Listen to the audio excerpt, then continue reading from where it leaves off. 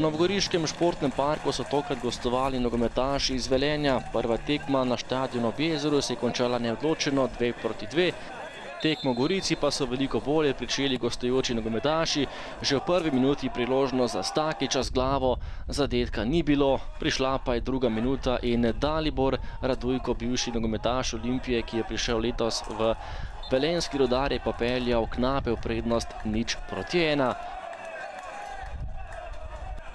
Že v 7. minuti še ena priložnost za goste, poskus Podlogarja, dobra obramba Simčiča, ki je bil tokrat nepremagan.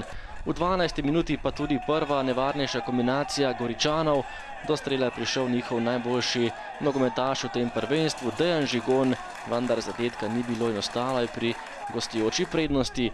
Ta prednost pa se je kmalu tudi povišala. Berko je bil najspretnejši in povišal prednost Rudarja na 0:2. Po 16 minutah igre Velenjčani v kar veliki prednosti v Novi Gorici. Do konca prvega dela še nekaj priložnosti. Najprej je za domače poskušal Praprotnik, na pravem mestu Matjaž Rozman. Potem poskus Bremca, ki je dosegel prvenec v prejšnjem krogu ob zmagi v Domžalah 0:1. Odbito žogo je poskušal v gol spraviti še Žigon, vendar na pravem mestu je bil Rozman. In še zadnja akcija prvega polčasa. Širok je poskušal, nato še Praprotnik, zadetka vendarle ni bilo in na odmor je z lepo prednostjo odšla gostujoča ekipa. V drugem delu pa najprej rdeči karton za Gregoriča. Izključen je bil ta nogometaš Gorice in z igralcem manj je morala tekmo končati domača ekipa. Velenjčani so bili nevarni in Rajko Rotman je stresel prečko, kmalu bi povišal prednost Velenja, vendar ostalo je samo pri 2 zadetkih prednosti.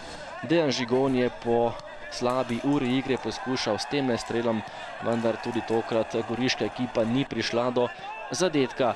In potem še 3 akcije gostov. Najprej je poskušal Dalibor Radujko, do konca tekme je bilo še 10 minut in Velenjčani so brez težav prednost tudi držali. Nato pa 86. minuta.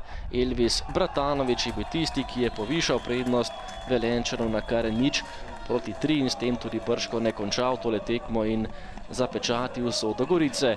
Nato pa še zadnja akcija tekme, zabil je tudi Čonka po podaji Bratanovića in s tem postavil tudi končni izid tekme.